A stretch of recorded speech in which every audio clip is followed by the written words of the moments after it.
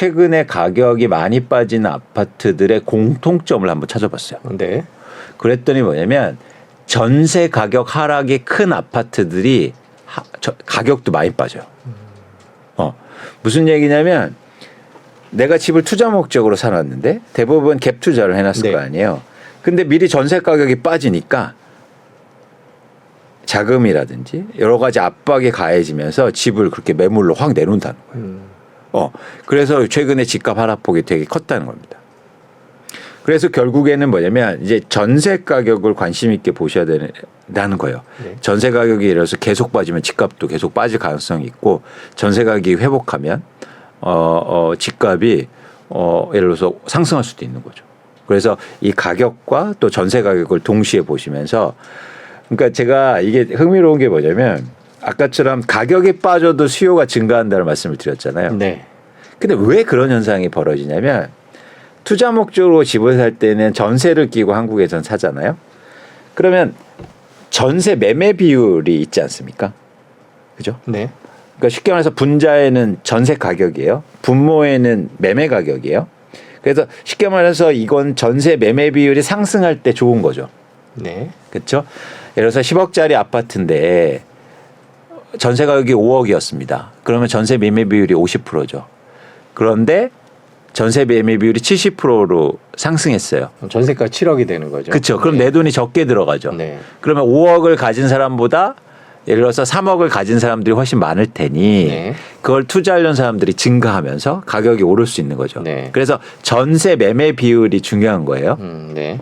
근데 흥미로운 현상은 전세 매매 비율은 두 가지 이유 때문에 상승합니다. 첫 번째는 전세 가격이 오르든지 두 번째는 집값이 빠지다. 그렇죠. 네. 그렇죠. 네. 그래서 지금 수요가 증가하는 거예요. 매매 가격이 빠지는데 이게 근데 되게 리스크한 거예요, 지금. 왜냐하면 전세는 2년 확정이잖아요. 그래서 마치 지금 가격만 떨어진 집만 보면 거기에 전세를 누군가 살고 있으면 전세 가격은 안 빠진 것처럼 느껴지는 거예요. 네. 아직은 돌려받지 않았으니까. 그렇죠. 네. 근데 나중에는 돌려줘야 된단 말이죠. 이런 부분의 위기도 있을 수 있습니다. 근데 어쨌든 가격이 빠지면 전세 매매 비율이 일시적으로 오르면서 투자 수요가 생길 수 있다는 거예요. 지금 이 상황. 그런데 전세 가격이 빠지니까 다시 전세 매매 비율은 떨어질 겁니다. 그래서 지속적으로 투자 수요가 증가할 수 없는 거죠. 그래서 결국에는 전세 가격과 매매 가격에 대한 변화 때문에 일어나는 전세 매매 비율이 굉장히 중요한 그런 기준이라는 거예요. 그 여쭙고 싶은 게 전세 가격이 매매 가격을 끌어내리거나 올리거나 그러니까 누가 누구를 끌어들이냐는 거 전세값이랑 매매값이랑 그게 좀 궁금해서요. 서로 끌어당기는 건가요? 아니면 지금 상황에서는 전세 가격이 내려가면서 매매 가격을 끌어당기는 건가요? 상황마다 다른 거죠. 예를 들어서 그래서 이게 유연하게 생각하셔야 되는데 네. 그때마다 원인은 다른 겁니다. 그러니까 주식시장도 그렇잖아요. 어떨 때는 금리가 내려가서 오른 거고 그렇죠. 어떨 때는 막 회사들의 이익이 많이 올라가서 오른 거고 근데 그거를 계속 금리만 쳐다보면 저희가 그 기회를 놓치는 것처럼 결과는 같지만 원인은 다릅니다. 그래서 말씀하신 것처럼 매매 가격이 떨어지면 전세 가격이 떨어질 수도 있어요. 그리고 전세 가격이 떨어지면 매매 가격이 떨어질 수 있다는 거죠. 근데 중요한 건 절대 전세 가격이 떨어지면 매매 가격은 오를 수 없다는 겁니다. 그렇죠. 전세 가격이 그래서 더 중요한 거예요. 전세 가격이 떨어지는 상황 속에서 전세 매매 비율이 오르는 상황은 뭔가요? 전세 가격보다 매매 가격이 더 많이 빠질 때. 네, 그렇죠. 이런 경우가 사실 많지는 않거든요.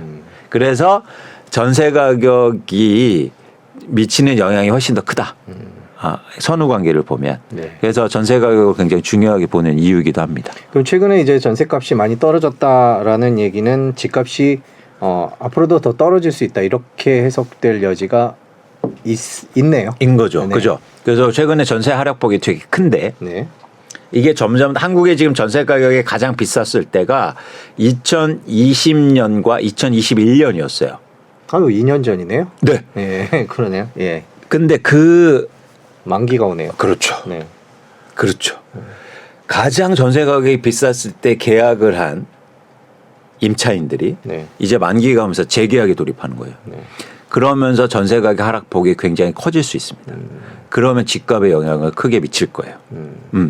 사실은 전세를 끼고 집 사놓으신 분들은 금리에 영향이 없었어요. 아무리 올라도. 왜요? 이자가 안 나갔잖아요. 그렇잖아요. 네. 근데 이제 본격적으로 금리 인상 여파를 받을 거예요. 그거 전세 돌려주려면 대출을 받든지 뭐 여러 가지 있을 거 아니에요. 그렇죠. 아니 그거 임대인 분들이 그 전세 받아서 그거 은행에다 그대로 넣어두신 분들은 없잖아요. 그렇죠. 그런 분 보셨어요? 아니요. 예. 그렇기 때문에 압박이 되게 세질 겁니다. 네. 그래서 그런 과정이 아직 남아 있다는 거예요. 그렇게 되면 올해 전세와 관련돼서 여러 가지 이슈들이 발생할 수도 있겠네요. 왜냐하면 전세 돌려줘야 되는데 그 그렇죠. 새로 들어오는 분들은 훨씬 싸게 들어올 거고 그렇죠. 그러면 그 갭을 메워야 될 텐데 네. 금리도 높고 그래서 무슨 여러 가지 논란이 좀 생길 수 있을 것 그렇습니다. 예를 들어서 2021년도에 반포의 아파트가 전세가 20억이 넘었어요. 전세가요. 예. 네. 근데 지금 10억대에 거래됩니다. 10억이 빠졌어요. 근데 그건 재계약할 때 10억을 돌려달라고 할 거 아니에요. 그렇죠. 네.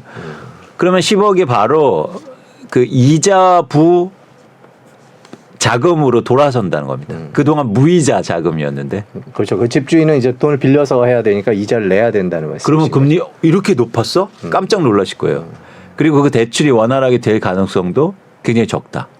지금 나와 있는 매물 중에는 그런 걸 예상하고 나와 있는 매물들도 있다 이렇게 보고 계신 그렇죠. 거죠. 네. 이미 지난해에 전세 만기가 돌아오는 건 2000 그러면 몇 2020년. 년이니까? 그렇죠. 네. 2020년에 높았을 때가 만기하면서 그런 문제가 생긴 거잖아요. 네.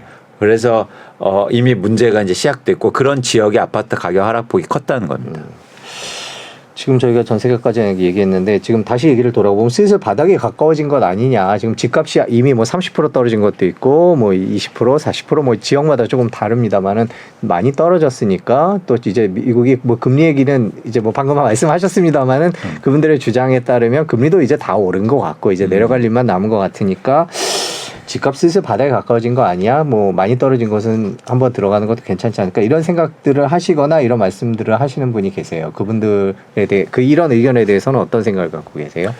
그렇죠. 일부 아파트들은 거의 40% 빠졌거든요. 네. 그런 아파트들은 사실은 바닥일 수가 있는 거죠. 근데 관건은 꼭 바닥이라고 해서 오르는 거하고 또 다른 문제입니다.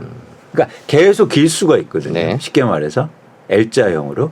그럴 가능성이 굉장히 크다는 거죠. 네. 왜? 전세 가격이 오르지 않는다면. 네. 네. 그래서 그러면 의사결정을 해야겠죠. 40% 빠진 걸 지금 사느냐 아니면 난 좀 나중에 살 거야. 근데 저는 뭐 어떤 거든지 여러분들이 개인적 상황에 따라서 선택하시면 된다. 그 부분에서 제가 뭐라고 드릴 말씀 없다는 건데요. 어쨌든 시장의 변화는 떨어졌다고 해서 오르는 건 아니다. 떨어진 다음에 그다음에 계속 간다. 그러니까 그 상태를 유지할 가능성이 있다는 거죠. 그리고 예를 들어서 덜 빠진 데는 더 빠질 가능성이 있다는 거죠. 그래서 전세 가격 때문이에요. 그래서 그런 차원에서는 조금 더 기다려야 되지 않나 시간이 필요해 보입니다.